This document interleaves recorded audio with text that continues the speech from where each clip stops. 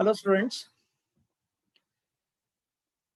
today I will be discussing MCQs related to current electricity, and all of you know it's a very important chapter, and because of the greater number of teaching hours, definitely more questions will be there from this one. Yes, let us start the discussion.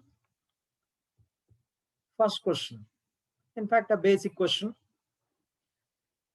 The electric current in a liquid is due to electrons only, electrons and holes, both negative and positive ions, both electrons and positive ions.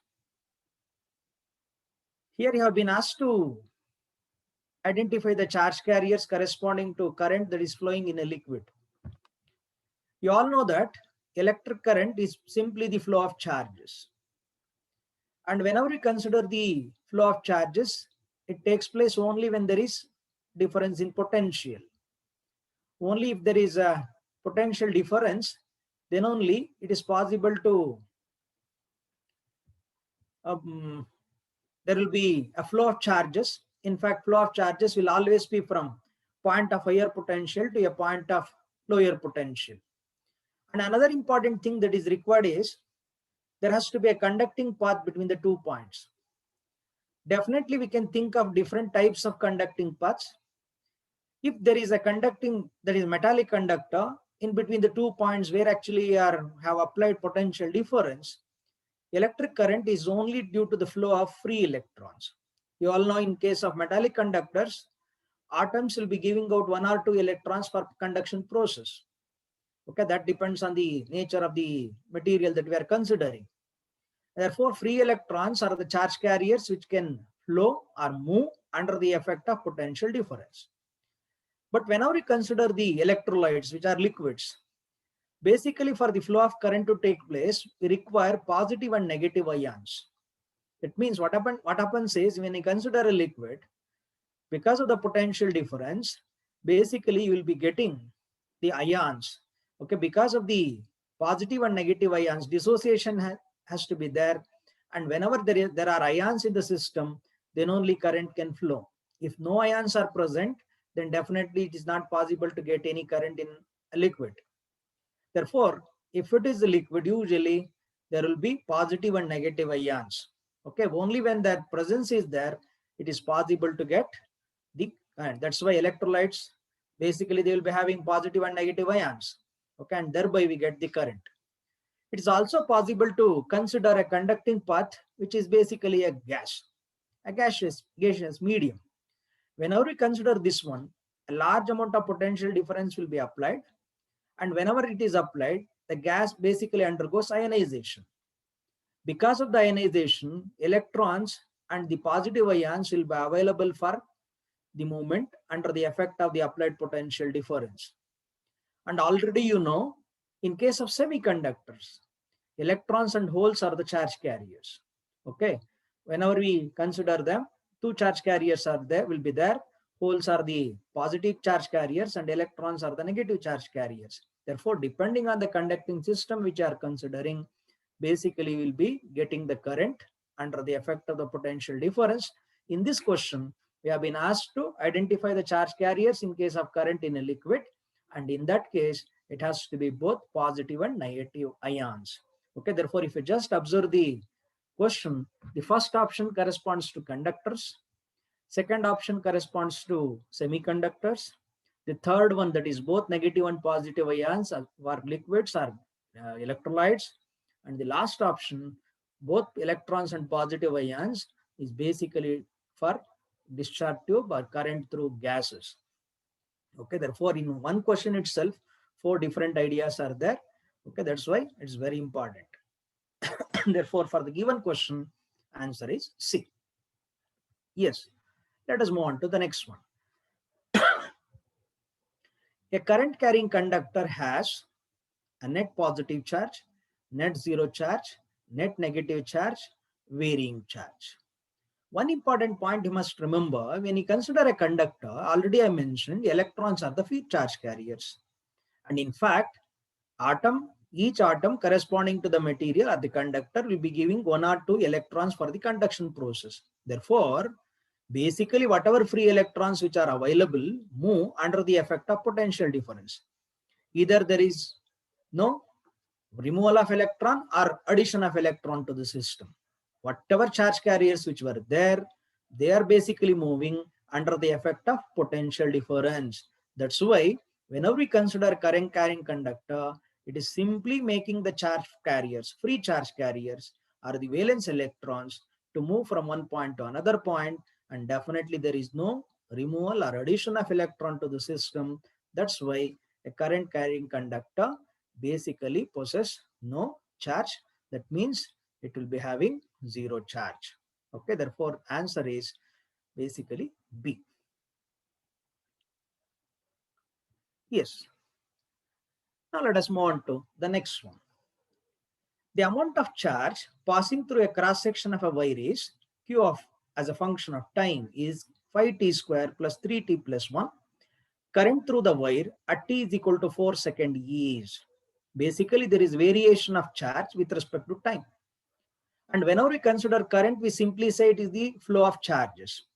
But whenever we have to measure it, basically we'll be considering the rate of flow of charges. Okay, especially when current is flowing, and if the current or the flow of charge is steady, you can always define the current I is equal to Q by T.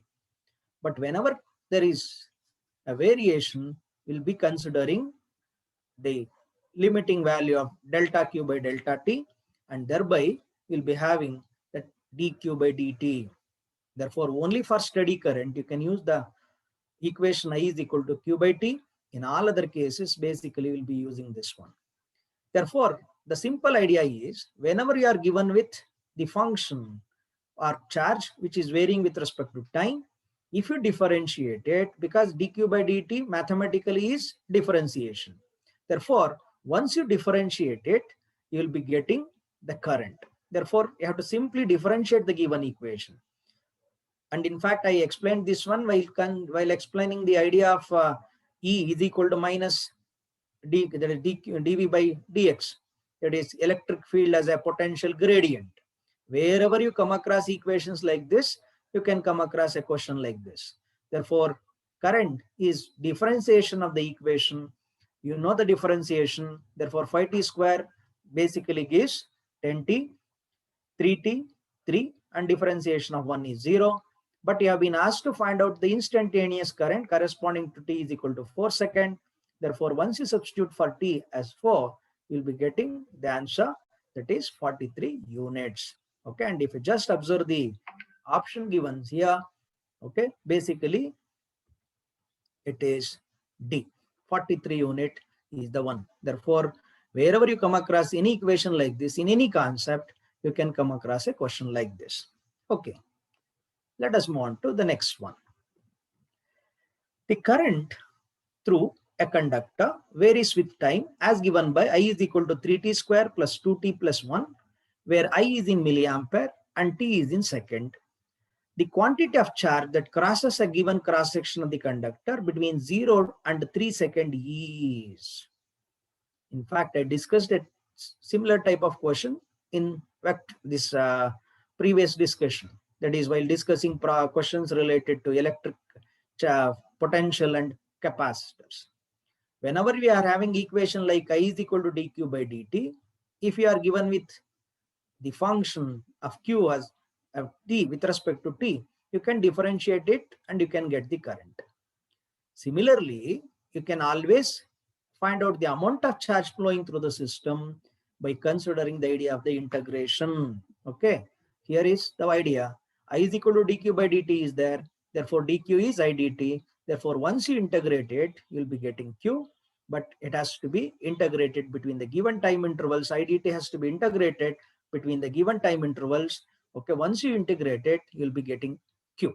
Okay, this is the idea which has to be used here. Okay, and now let us consider the actual equation given 3t square plus 2t plus 1.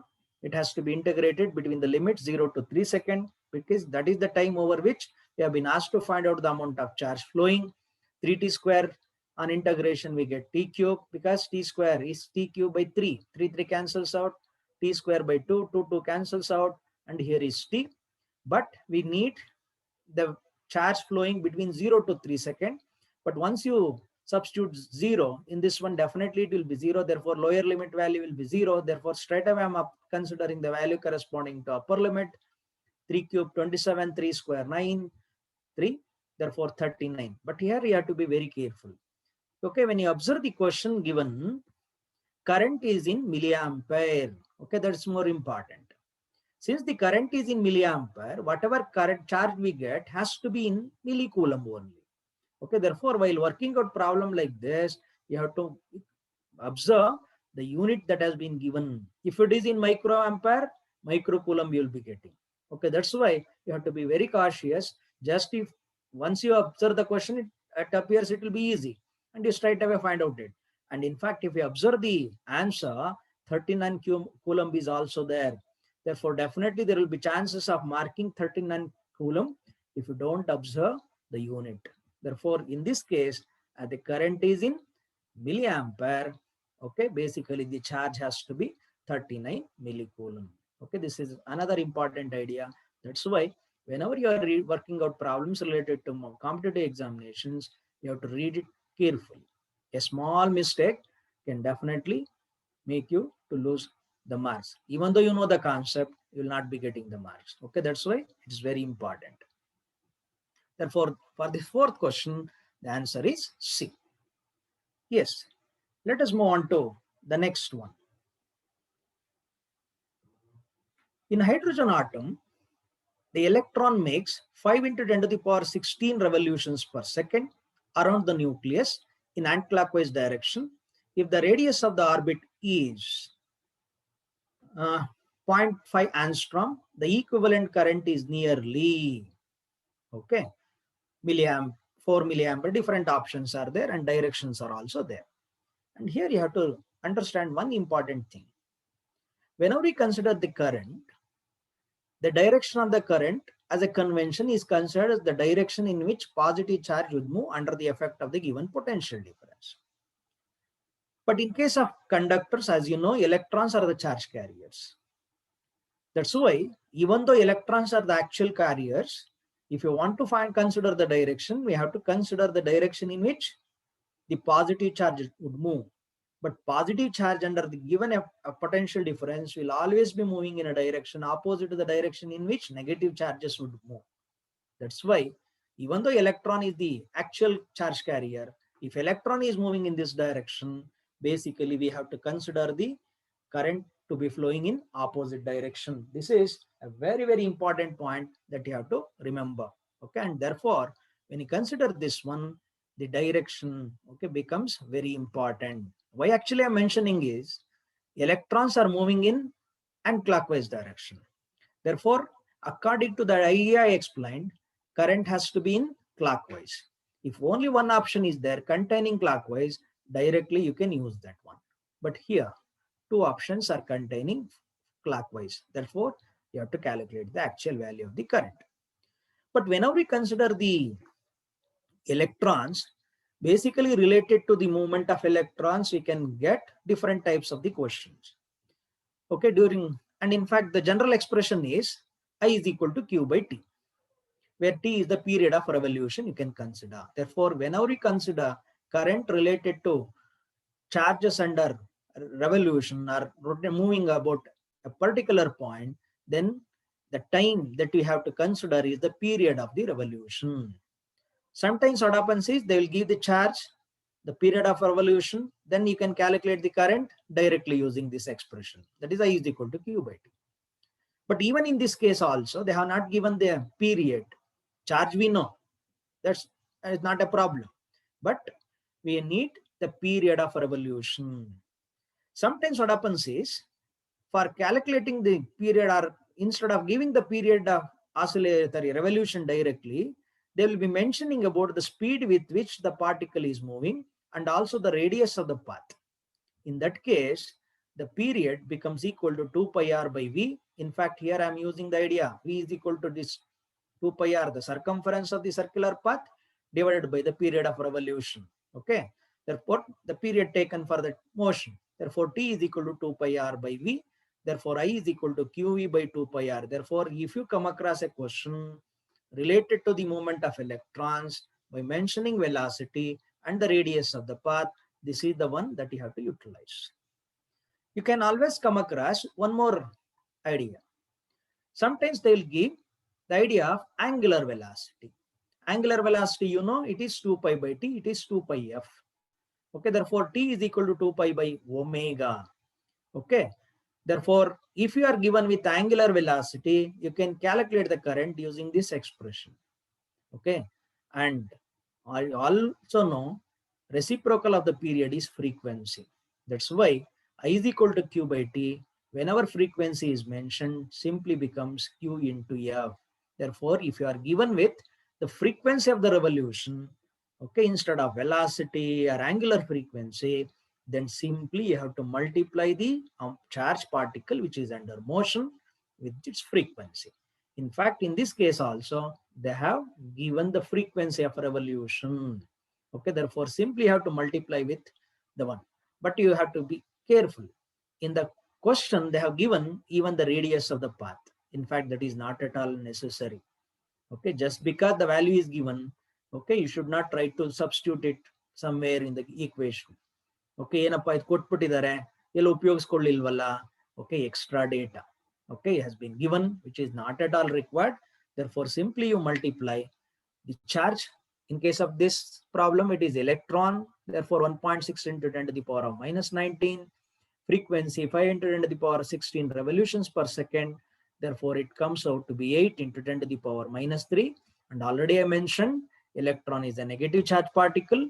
Therefore, its direction of the current has to be in a direction opposite to this. In fact, already have used this idea while considering the concept of the Bohr magneton or magnetic moment associated with revolving electron in the chapter moving charges and magnetic field. Okay, there also the idea has been used. That means electron is moving. They show in the diagram the movement of electron, but the current has to be taken in opposite direction.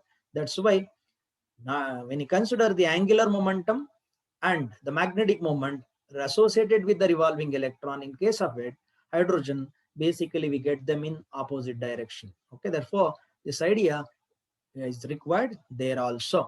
Okay, therefore 8 milliampere is the current and the direction has to be clockwise because the direction of the motion of the electron has been given as anti-clockwise.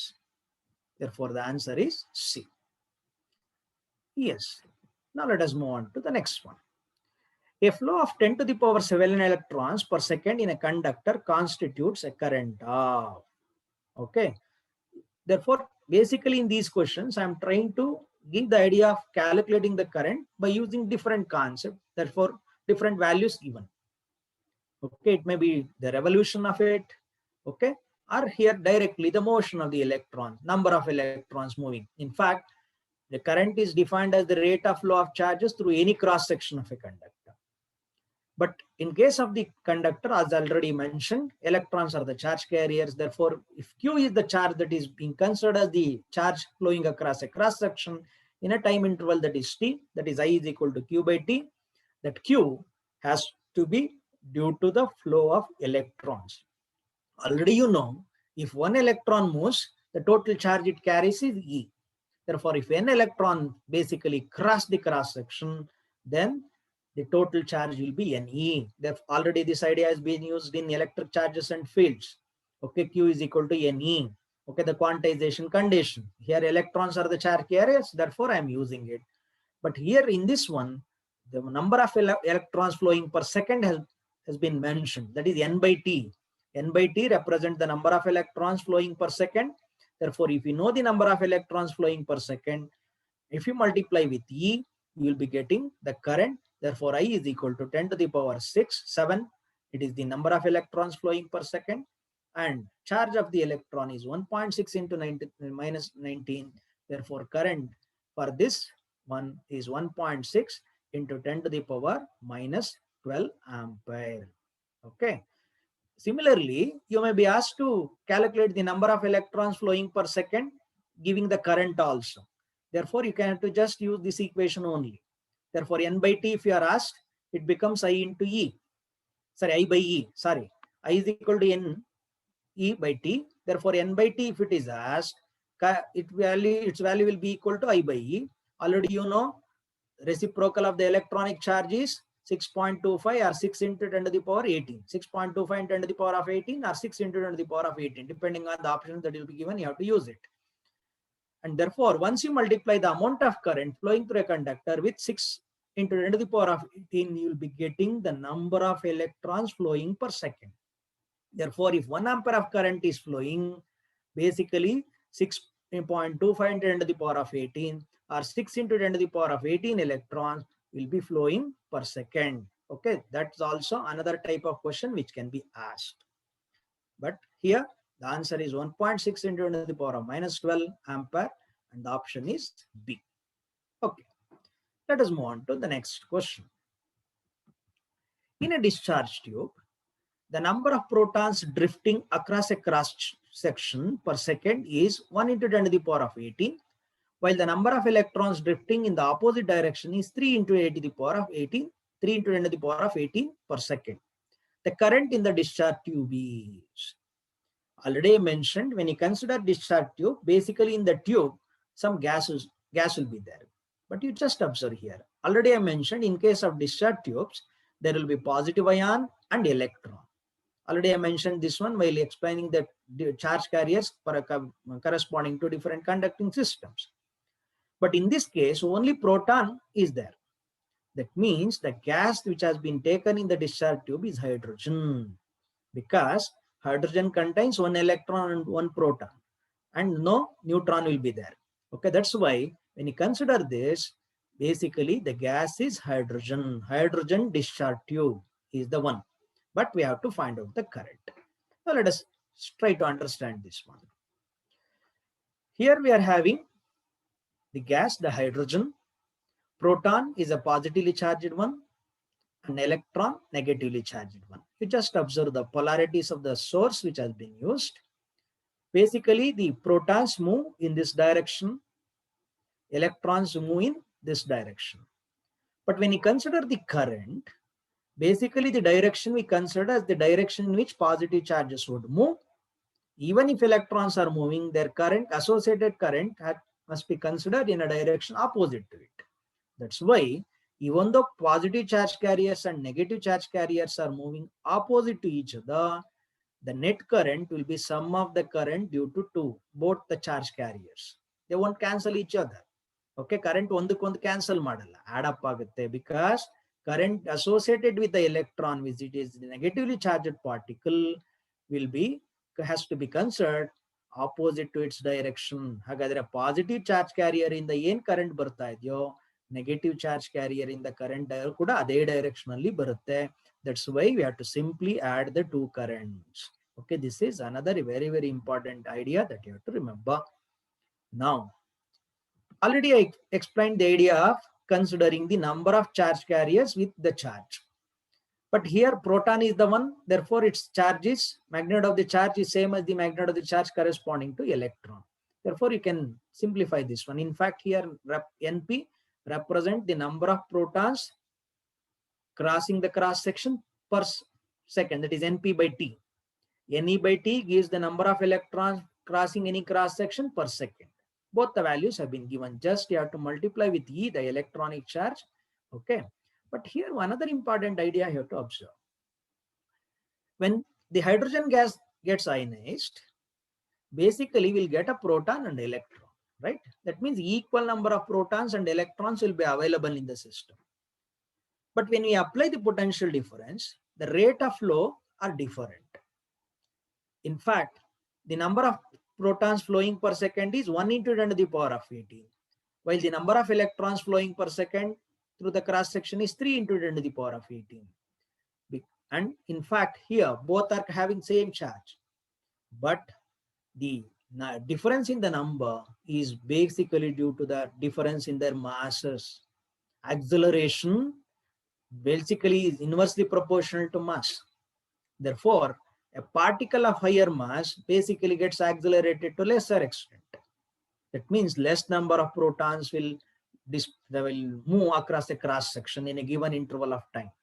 But electrons are lighter, therefore more number of charge carriers can cross the cross section. Therefore, even though the system is containing equal number of protons and electrons as a charge carriers, the current associated with the current electrons will be more, because more number of charge carriers will be in a position to cross the cross section because of their lighter mass. Already this idea has been used in electric charges and fields while considering the acceleration of the particles. Okay, therefore that's why this difference we come across, and once you substitute the values and simplify, you'll get 6.4 into 10 to the power minus 1, which is 0.64 ampere. Therefore, in case of this discharge tube, okay, protons and electrons are the carriers. The current basically adds up, and thereby we'll be getting 0.64 ampere. The answer is P. Okay. Now let us move on to the next question. Dimension of specific resistance is ml square t to the power minus 3 I minus 1. Okay, different options are there. I'll avoid reading the options. Dimension of specific resistance has been asked. Okay, as usual, the dimensions related to quantities are important. Already have given this idea in the previous discussions. Now, before going to the actual dimensions of specific resistance, let us consider the idea of the resistance. By Ohm's law, resistance is voltage by current. V is equal to IR, therefore R is equal to V by I. Already you know the dimensions, how the method of finding out the dimensions of potential or potential different, but still I'm using it. Here the idea, work done by charge, therefore work, but I already you know can be replaced by IT. Okay, therefore it becomes W by I square T. Therefore, if you want the dimensions of resistance, just you have to consider the dimensional formula for work and I square and T. And therefore, once you simplify, you'll get ml square T to the power minus 3 I to the power minus 2. Okay, but one important thing is work done by charge. Okay, therefore, already you know the dimension for this one. Okay, next. Now we know specific resistance. What are the unit of specific resistance? Ohm meter. Therefore, extra L has to be introduced for it. No necessity of calculating it again. Ohm meter, no? Therefore, extra length. Therefore, you have to multiply this one with L. Therefore, automatically, the dimensional formula becomes ml cube t to the power minus 3 I to the power minus 2. Okay. And this is the dimensional formula. Okay, but I'm giving the dimensional formula for corresponding to other quantities which also you come across. What is sigma? Conductivity, right? It is the reciprocal of resistivity. Just now I mentioned the dimensional formula for resistivity. Once you go for the reciprocal, you will get it. And also you know, come across current density, which is the current flowing per unit area. And also you have to remember current density is a vector quantity. Current is a scalar. Current is not a vector quantity, it's a scalar, but still current density is a vector quantity, and its dimensional formula is I by, that is, formula is I by A. Therefore, I into L to the power minus 2 is the dimensional formula. And in fact, if you just go through the options given, whatever option that has been given for A corresponds to electric potential or potential difference, B corresponds to resistance, C corresponds to specific resistance, and D, electric field dimension has been given. But here we have been asked to find out the dimensional formula for specific resistance. Therefore, the answer is C. Right. Now let us move on to the next question. That is dimensions of a block are 100 centimeter and 2 centimeter into 2 centimeter.